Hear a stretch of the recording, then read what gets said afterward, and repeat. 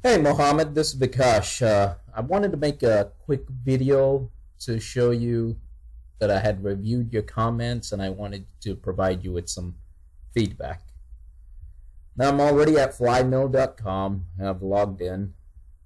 And if I go to my domains and if I click on edit on any of these, I didn't see that any of this is working right now. If I just enter some information, let's say MX record, I saw that you did do this. I don't think the input box needs to be that long because these numbers are usually small. It's like 1, 10, or so that input box can be made smaller. I know that's a minor thing. And I don't think we need this drop down over here. Click on add. It looks like it does something to the screen, but you don't see it down here, and it may be because you're just testing and it's not there yet. But I can show you even with the A address. Select that. If I add, it looks like it does something, but it doesn't really post them down here. I know you had that working in the past, so you may just be testing and it's not set up again, but just wanted to point that out. But one thing that I did want to mention is, like, this does handle these things, but there's still DNS information to account for, and that's very important because if someone wants custom DNS, let's see if I click on edit, they have the opportunity to apply like 5 different name servers, and I think they can even add more and more. See, so that needs to be accounted for as well, so that may have to be a separate little section. And also this SRV host records, I'm not sure if that is accounted for either.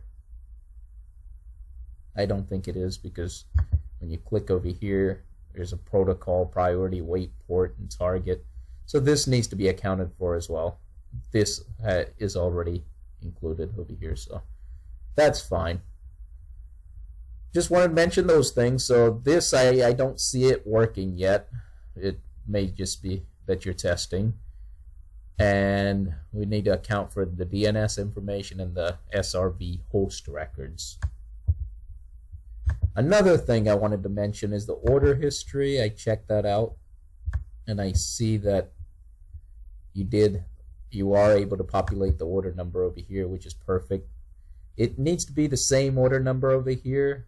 I believe since we have our username, we should be able to pull up any order number by username, pull up a list of order numbers by username if we query the table, so that should be fine.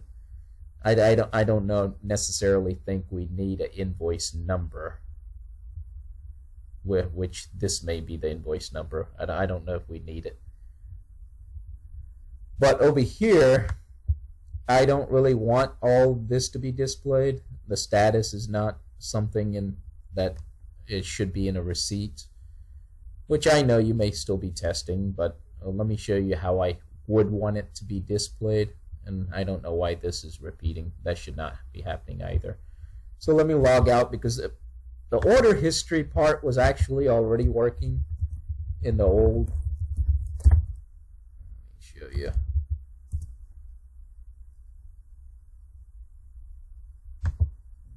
Go ahead and log in over here. And this, as you can see, I'm at emailhosting.com this time. But if I go to domain names, well, then I have to go back. But let's see, web hosting. Now I'm still logged in, so I should be good. See, I'm logged in. And this is how it should appear. But let me go to domain names, dashboard, my order history. So if I go over here, as you can see, I purchased, I don't know why this repeated, but it was a duplicate. I may have pressed it twice, but that shouldn't have happened. But anyway, if I click on one of these, this is how it should work. If I click on one of these, that same order number should populate over here, the username. See, this is working fine. This is how it should appear. With just the item, don't really have to put the number symbol there, and the price, and the actual total price will be reflected over here, so you don't even need to sum it up over here. But how I would want this to appear is maybe this would be the product, so this is perfectly fine. Maybe you should put dash recurring over here on the first line. On the second line, I would want the actual item that was purchased. So if it's, let's say I purchased the domain name flymill.com, I would want it to say flymill.com right here. I would want this to be included. I would want this to be included. Because when the user purchases a bunch of items, you're going to purchase, that user could purchase domain name registration, web hosting, ID protect. It's not necessarily going to have SLD, TLDs, and all that. So this is the format I really like. This simple, yet it's very effective because you have the product, you have the actual. If this was web hosting, it would say the web hosting account name right here, the term, years. If it's recurring, it'll have a dash recurring over here. And this allows the user to print it, get reimbursed for this. If they were going to get reimbursement, it's a excellent receipt because it has the branding, all the information that they need, pretty much. The products, the item. We really don't need an item number per se, because it's basically the product and then whatever the product username is. And so this is the format I want to keep, so I just wanted to show you that. And if you need these old files from the email hosting directory, I can pass them along again if necessary. And I believe, let me show you a web hosting one. So if I go to web hosting, sometimes it's hard to navigate, but if I go to web hosting, my order history, and let's see, if I click on this one, as you can see, that same order number pops up over here, and then it says web hosting over here. I would want it to say dash recurring on the top, and then maybe, or you can even put dash recurring on the term, because it's really, yeah, that's probably a better place to put it, in the term. If you put 1 month and then put dash recurring over here, that way the user knows that every month it's going to recur. So after web hosting, I would want to see the web hosting account. If it's, let's say I purchased a web hosting account called FlyMill1, I'd want to see it right here. So web hosting, FlyMill1, term 1 month, dash recurring.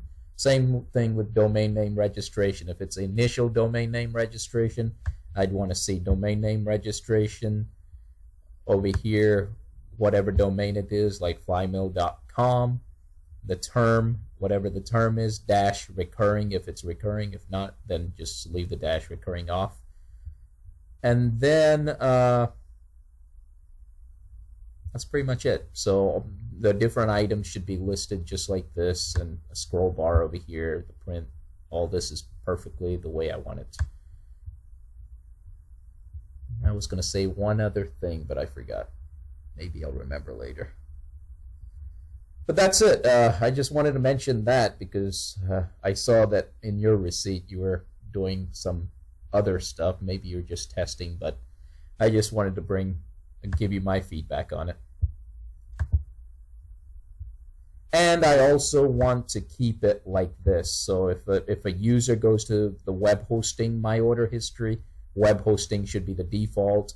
It should be sorted by a descending order date. That should be the default. And you should be able to click on these to sort either way. You can search for them over here. You can search for it, anything over here. But you should be able to sort by clicking on these titles. And I believe that's how it was working one time in the past that way, but I don't know. There's too many people that have touched this and things have changed. But anyway, believe that's it. So DNS information, edit SRV host records needs to be accounted for,